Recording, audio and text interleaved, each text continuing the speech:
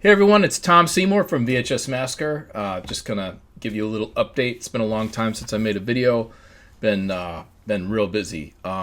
So right up front, one of the cool things is that my latest feature-length documentary, American Expendables: The Films of North American Pictures, is finished, uploading now, and there is a release date. It will be distributed by MVD Entertainment, which is an awesome distribution company. I would recommend it. Very straightforward, and they get your films on all sorts of different platforms. They put out. I did a feature-length horror film called Exorcism of Fleet Marish. That was released a few years ago, and they got it on like Tubi, on Prime. They got it on something called a Horror Central, which has actually has these pretty powerful YouTube channels. And I think right now that movie, Exorcism of Fleet Marish, I think has about 125,000 views just on that one YouTube channel. And so I think it's on Plex. Anyway, they'll put it on like a dozen different streaming platforms.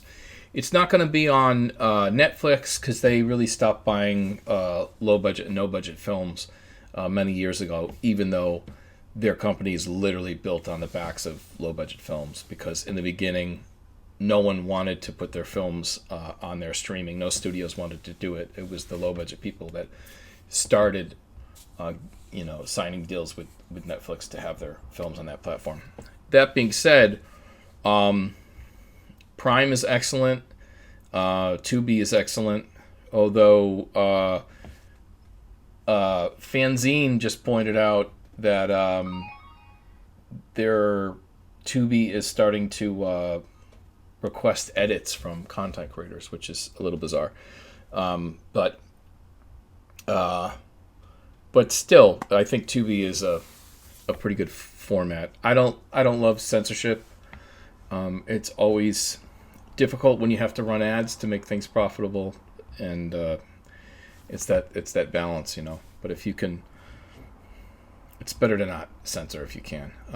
So that being said, and they're talking about censoring gore and stuff like that. That's what they're talking about. So anyway, American Expendables is this documentary. I just finished cutting the trailer, and it's basically about some of the direct-to-video action stars of the 80s and 90s, and how there was actually a myriad of them, and a lot of them have been somewhat forgotten. Although they are famous people, but some of the examples I use are Billy Blanks and Cynthia Rothrock and Bolo Yeung. And Jalal Mirai.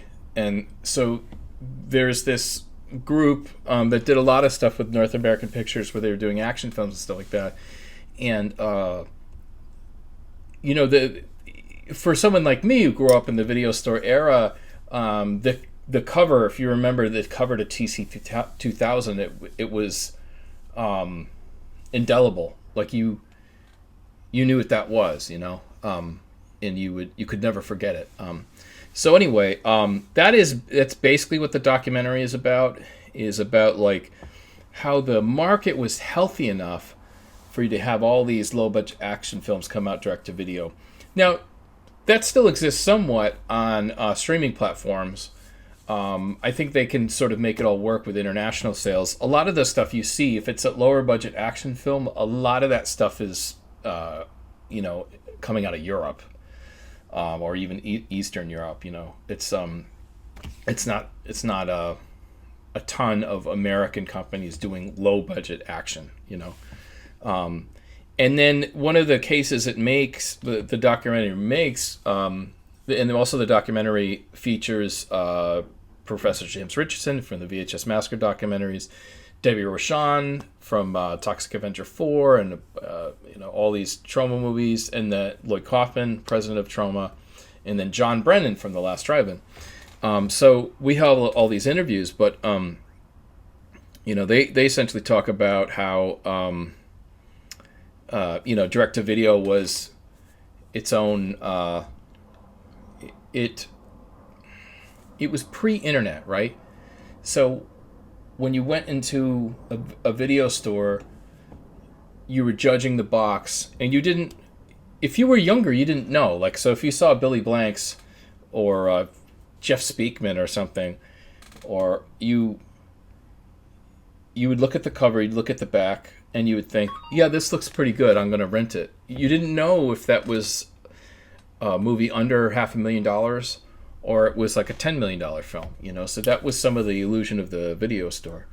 It was more of a surprise, you know? And for better or worse, it was more like taking home a present.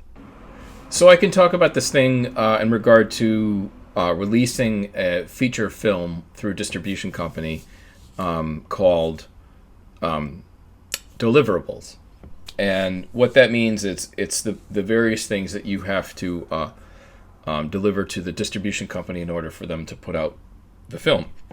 In regard to MVD, you do have all your paperwork, you know, all your releases and permissions and all that stuff. You keep that. With MVD, with other distribution companies, you're giving them all those releases, you're giving them the copyright, proof of copyright, and, you know, all your permissions, and those things all have to be, all your ducks need to be in a row. With MVD, they basically, you're providing them with materials, right? So they have probably 4 or 5 different kinds of artwork that you need to deliver. So you need a 16:9 for sort of like YouTube type of thumbnail type thing. You need like I think it's a 3:4, and then you need the poster size, and then you need like a background image, and then they want the Photoshop image. So it ends up being like, I say 5 or 6 types of artwork, and then they want you know, maybe 5 stills from the movie, and those have specific resolutions and dimensions. So you deliver that, and then typically they want a QuickTime Apple ProRes Master. This one I delivered as Apple ProRes 422 HQ, which is a high quality 1080p. This documentary was a 1080p documentary. My previous docs, VHS Massacre 2 was a full 4K feature. This one was 1080p because I was working with a lot of older footage, and it just didn't make any sense to go 4K. You know, it's there's not a lot of resolution there, but in 1080p it looks great. So you make that a ProRes master, you upload that, then you cut a trailer. My trailers tend to be shorter. I think my trailer is only about 40 seconds. You upload that, and then you have your artwork, and then you need all your like summaries and descriptions and titles.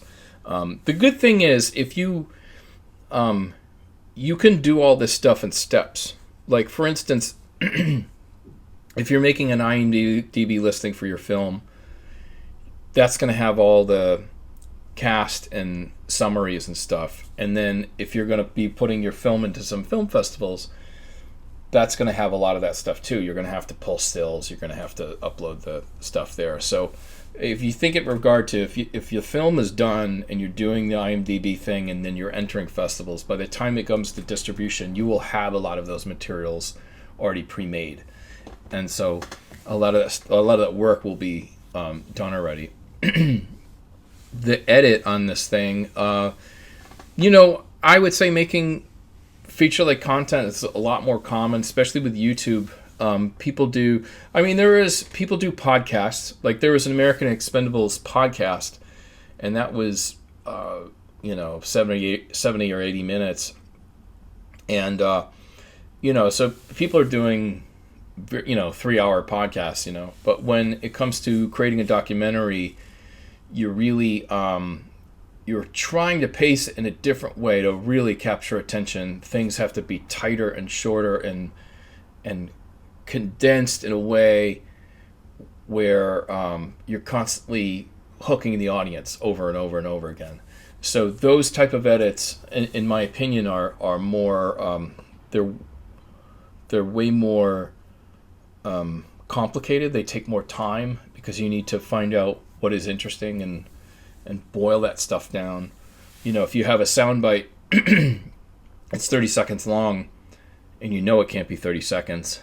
You trim down the pauses. You trim down things that are repetitious. You trim that stuff down. You may find that that can be a 10-second soundbite that gets covered by B-roll, you know, and you have to whittle down the documentary that way.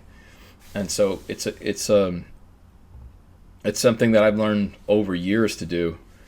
In this one in particular, yeah, it's very challenging. You're working with limited footage, and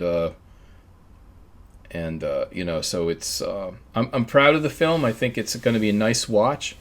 It ended up being an hour and 2 minutes, which that's for documentary, that's very common to have a movie that's like an hour and something, and it be you know, anything over 60 minutes is technically a feature. And with documentaries, a lot of them are between 60 and 80 minutes. A lot of these docs are, it's almost like an animated feature. Like a lot of animated features aren't 90 plus. A lot of them are like 70 or 80.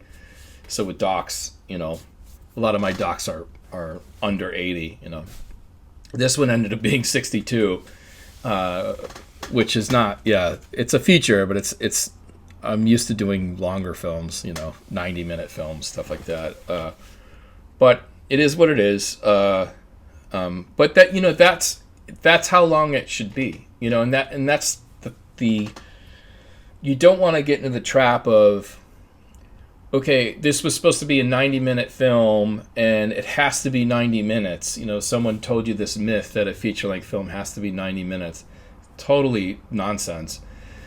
And there are hundreds and hundreds of films throughout history that are feature-length films under 90 minutes. I always think of Boris Karloff's Frankenstein and, you know, a lot of your favorite documentaries. Like Run Lola Runs, I think only 80 minutes. There's a lot of films that are shorter. Phone Booth, I think, is 80 minutes. And then Ape Man, Bela Lugosi, I think 68. Anyway, so technically anything over an hour is a feature. And like I said, in documentary, it's very common. If you had a narrative film and it was 62 minutes, I'd be like, can you get that to 72 minutes? If you get it over the 70-minute hump, that's a little better, and that's more common. Like a 70 or 80-minute horror film, very common. Yeah, I would say fairly common.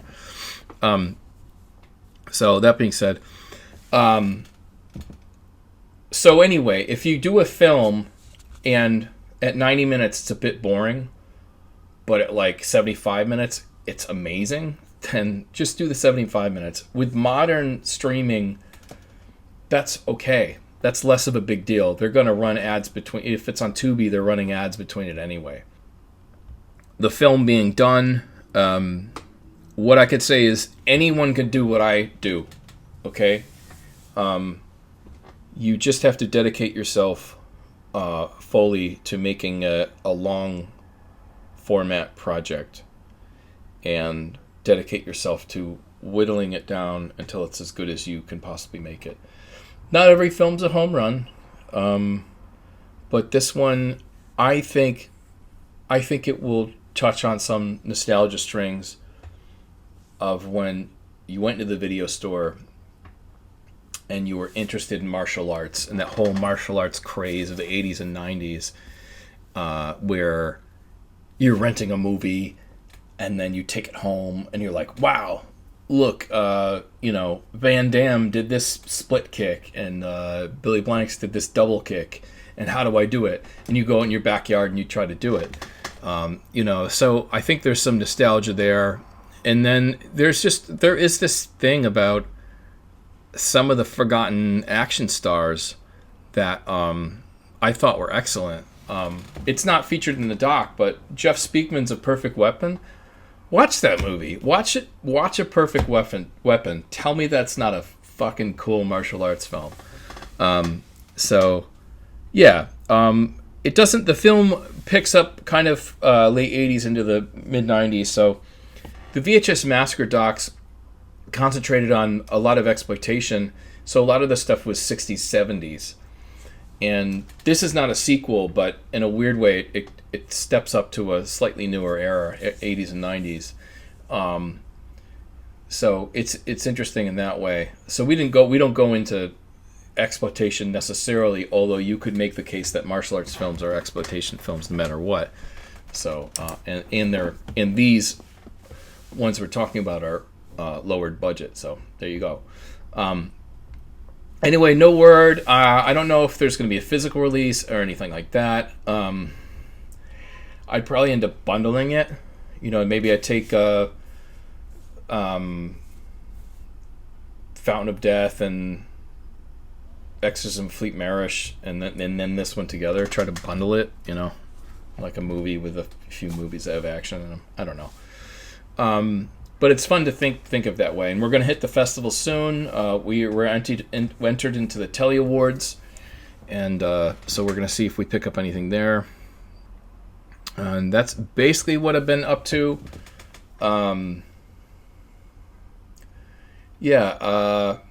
So I think moving forward, when I used to have my films put out through Troma, which I love Troma, and for about 10 years, my documentaries were put out through Troma. But this is kind of new frontier for me, working with MVD. Although I worked for MVD for many years, this is the first feature-length doc I'm putting out through them. And it's the first new film. Exorcism of Fleet Marish was kind of like a beefed-up, like supercut, sort of a thing. It was like a new movie, but it had old footage in it. So, but this is like the first new film I'm putting out. And we'll see.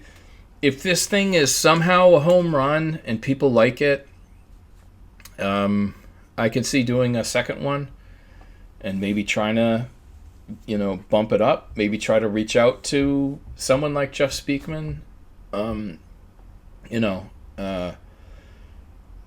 some of the other martial arts stars. And see what I can put together, But we'll see. We'll see if the audience is there and if they're interested. But I will say the trailer, I think, is doing very good. Last I looked, it was about to hit 1,000 on YouTube. And then, it was at 700 or 800 on TikTok, 700 or 800 on Instagram. Similar on Twitter. So yeah, give it a week or two, it should have 3,000 or 4,000 views, I would think. So it's been good. I think the people are somewhat interested. I think what I like to do is kind of shine a light on stuff that people don't necessarily care about, but when they're reminded of it, I make the case of why this stuff is kind of cool. That's about it for now. Thanks for listening, and we'll see you next time.